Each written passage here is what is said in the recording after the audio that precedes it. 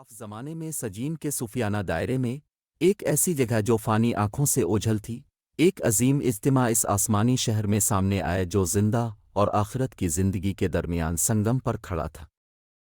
سجین توازن کا ایک دائرہ تھا جہاں زندہ لوگوں کے اعمال کو باریک بینی سے ریکارڈ کیا جاتا تھا اور ان کا فیصلہ کیا جاتا تھا۔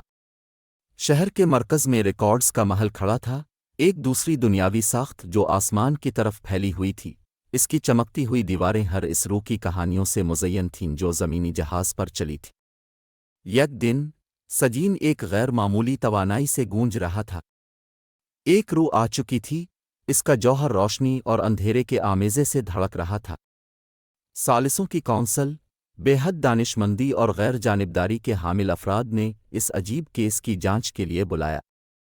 زیر بحث روح کاویان نامی ایک بشر سے تعلق رکھتی تھی، ایک ایسا شخص جس کی زندگی احسانات اور خطاؤں دونوں سے عبارت تھی۔ جیسا کہ کونسل نے کیوین کی زندگی کا مطالعہ کیا، انہوں نے ہمدردی کے ان لمحات کا مشاہدہ کیا جب اس نے اپنے گہرے انتخاب کے سائے کے ساتھ مل کر دوسروں کی بے لوث مدد کی تھی۔ کیوین کے اعمال ایک پیچیدہ ٹیپسٹری تھے جو نیکی اور بدی دونوں کے دھاگوں سے بنے ہوئے تھے۔ چیف ثالث، ایک عقلمند اور قدیم ہستی جس کا نام تھا، عقل کی آواز بن کر ابھرا۔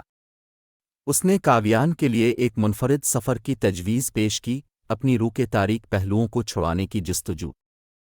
تبدیلی کے امکان سے متجسس کونسل نے اتفاق کیا۔ کاویان کو زندگی میں دوسرا موقع دیا گیا، ایک ایسی جستجو کا آغاز کرنے کا ایک موقع جو اسے فانی دنیا اور اس سے آگے کے بھولے بسرے کونوں میں لے جائے گا۔ آسمانی روحوں کی رہنمائی میں اور دوسری دنیاوی آزمائشوں سے للکارا، کاویان نے اپنے ماضی کی بازگشت کا سامنا کیا، نجات اور روشن خیالی کی تلاش میں۔ کاویان کے سفر کی کہانی سجین کے مقدس حالوں میں گونجتی ہے، جس نے دوسری روحوں کو اپنے اعمال پر غور کرنے کی ترغیب دی۔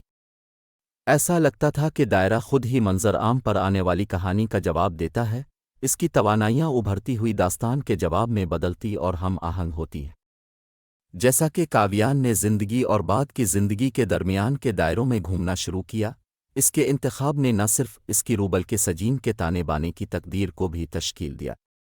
ریکارڈز کا محل نئی چمک دمک سے جگمگا الفاٹے جب چھٹکارے اور تبدیلی کی کہانیاں اس کی دیواروں کو گرا دیتی ہیں، جو صوفیانہ دائرے سے گزرنے والے تمام لوگوں کو یاد دلاتا ہے کہ بعد کی زندگی میں بھی تبدیلی کی طاقت ایک ایسی قوت تھی جس کا حساب لیا جانا چاہیے۔